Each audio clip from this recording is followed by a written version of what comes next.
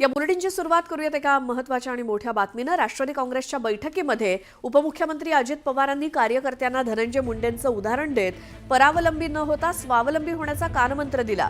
सूत्रांनी न्यूज 18 लोकमतला ही माहिती दिली। नेत्यांसोबत कार्यकर्ते व्यवस्थित नसतील तर त्याची झळ नेत्यांसोबतच पक्षालाही कशा प्रकारे बसते हे धनंजय मुंडे प्रकरणातनं समोर आल्याचं उदाहरण अजित पवारांनी दिलं असं कळतंय। तसंच पूर्णपणे कार्यकर्त्यांच्या जीवावर राजकारण नको, परावलंबी न होता स्वावलंबी व्हा असा धडाच त्यांनी कार्यकर्त्यांना दिलाय।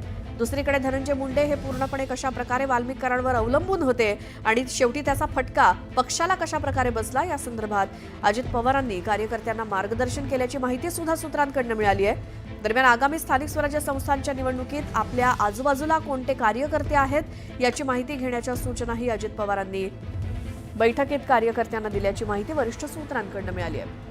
आमच्या प्रतिनिधी प्रणाली कापसे आपल्या सोबत आहेत। प्रणाली, या सगळ्या मुंडे वाल्मिक करार प्रकरणानंतर अजित पवारांनी त्यांच्या पक्षाच्या सर्व नेत्यांना, कार्यकर्त्यांना, पदाधिकाऱ्यांना काय कानमंत्र दिलाय? काल जिल्हाधिकाऱ्यांची जिल्ह्याचे जे अध्यक्ष होते त्या सगळ्या अध्यक्षांची काल राष्ट्रवादी पक्षाची बैठक बोलवण्यात आलेली होती, ज्याच्यामध्ये प्रमुख नेते आणि त्याचबरोबर सगळे जिल्हाध्यक्ष उपस्थित होते। या सगळ्या जिल्हाध्यक्षांबरोबरच धनंजय मुंडे आणि माणिकराव कोकाटे जे राष्ट्रवादीचे दोन आत्ताच्या घडीला सगळ्यात वादात अडकलेले जे मंत्री आहेत ते सुद्धा होते। धनंजय मुंडे यांचा राजीनामा कालच झालेला आहे आणि संध्याकाळी ही बैठक झाली। त्यावेळेला अजित पवारांनी धनंजय मुंडे यांचं उदाहरण देत कशा पद्धतीने धनंजय मुंडे हे वाल्मिक करारावर पूर्णपणे अवलंबून किंवा विसंबून राहिले आणि त्याचा फटका पुढे कसा झाला, वाल्मिक करार काय काय करत होता याची कुठलीच कल्पना जी आहे ती धनंजय मुंडेंना नव्हती आणि परिणामी त्याचा फटका धनंजय मुंडेंना आणि पर्यायाने पक्षाला कशा पद्धतीने बसला हे उदाहरणासहित अजित पवार यांनी धनंजय मुंडे यांच्या उपस्थितीतच सगळ्या जिल्हाध्यक्षांना सांगितलं आणि त्याचबरोबर सगळ्यांना कानमंत्र हा दिलेला आहे की सगळ्यांनी आता प्रत्यक्ष नागरिकांमध्ये जावं, कार्यकर्त्यांवर अवलंबून राहू नका की ते जनतेमध्ये जातील, ते लोकांमध्ये जातील आणि त्यांच्या जीवावर तुम्ही राजकारण करू नका।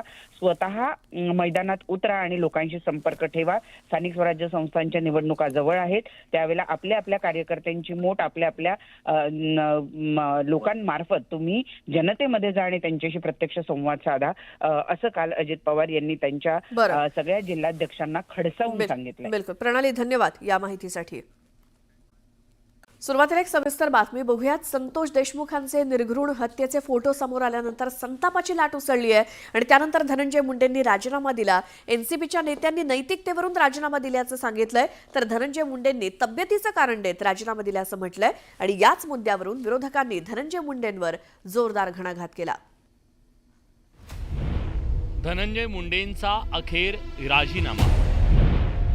राष्ट्रवादी म्हणते राजीनामा नैतिकतेतून, धनंजय मुंडेंनी मात्र दिलं वैद्यकीय कारण। अखेर धनंजय मुंडेंनी आपल्या मंत्रिपदाचा राजीनामा दिला। ऐन विधिमंडळ अधिवेशनादरम्यान धनंजय मुंडेंना मंत्रिपदावरून पायउतार व्हावं लागलं। खरं तर गेल्या काही दिवसांपासून धनंजय मुंडेंच्या राजीनाम्यासाठी राजकीय दबाव वाढला होता। विरोधकांनी मुंडेंच्या राजीनाम्याची मागणी लावून धरली होती, पण सत्ताधाऱ्यांनी विरोधकांच्या मागणीला फार महत्त्व दिलं नाही। पण सोमवारी संतोष देशमुखांच्या निर्घृण हत्येचे फोटो समाज माध्यमांवर व्हायरल झाल्यानंतर संतापाची लाट उसळली। त्यानंतर धनंजय मुंडेंच्या राजीनाम्याचं काउंटडाऊन सुरू झालं आणि एका रात्रीतून धनंजय मुंडेंची मंत्रिमंडळातून गच्छंती करण्यात आली। मात्र राजीनामा देताना धनंजय मुंडेंनी तब्येतीचं कारण दिलं। माझ्या सदसद विवेक बुद्धीला स्मरून आणि मागील काही दिवसापासून माझी प्रकृती ठीक नसल्यानं पुढील काही दिवस उपचार घेण्याचा सल्ला डॉक्टरांनी दिलाय, त्यामुळे वैद्यकीय कारणास्तव सुद्धा मी मंत्रिमंडळातून माझ्या मंत्रिपदाचा राजीनामा दिलाय, असं ट्विट धनंजय मुंडेंनी राजीनामा दिल्यानंतर केलं। एकीकडे धनंजय मुंडेंनी वैद्यकीय कारणास्तव राजीनामा दिल्याचं म्हणत असताना राष्ट्रवादीनं मात्र धनंजय मुंडेंनी नैतिकतेतून राजीनामा दिल्याचं म्हटलं। पण एकीकडे धनंजय मुंडेंनी वैद्यकीय कारणामुळे राजीनामा दिल्याचं म्हटलं, तर दुसरीकडे उपमुख्यमंत्री अजित पवारांनी नैतिकतेचा सूर आळवला।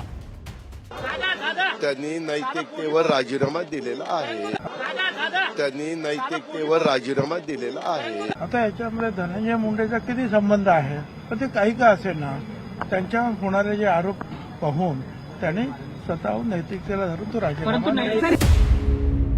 अजितदादांच्या राष्ट्रवादीत मुंडेंच्या राजीनाम्यावरून एकवाक्यता नसल्याचं उघड झालं आणि तोच धागा पकडून विरोधकांनी दादांच्या राष्ट्रवादीवर टीकास्त्र डागलं. हे जे धनंजय मुंडेंचं ट्विट आलेलं आहे हे सगळ्यांनी बघावं आणि वाचावं.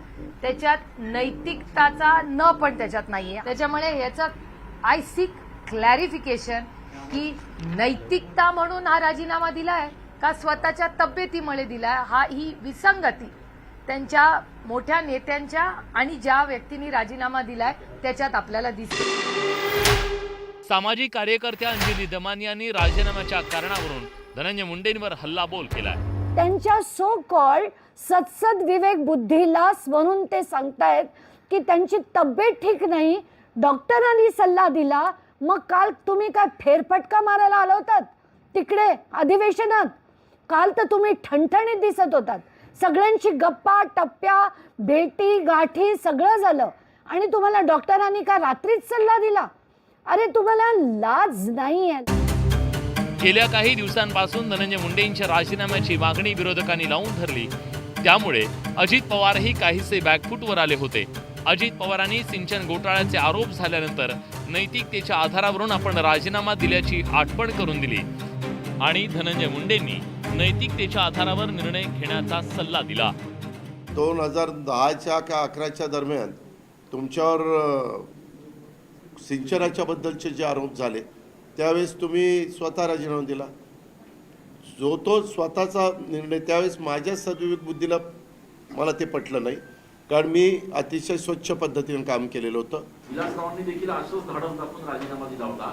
मग ही नैतिकता धनंजय मुंडे का दाखवत नाहीत असं आपण त्यांना प्रश्न विचारतो.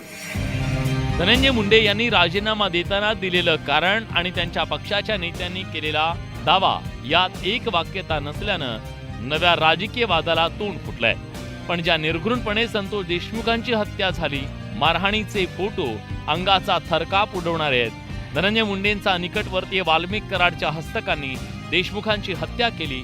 पण असं असताना धनंजय मुंडेंना नैतिकता म्हणून राजीनामा द्यावा वाटला नाही. धनंजय मुंडेंनी वैद्यकीय कारण देत राजीनामा दिला. त्यामुळे वादाला तोंड फुटलं. Bureau report, news 18 Lokmat.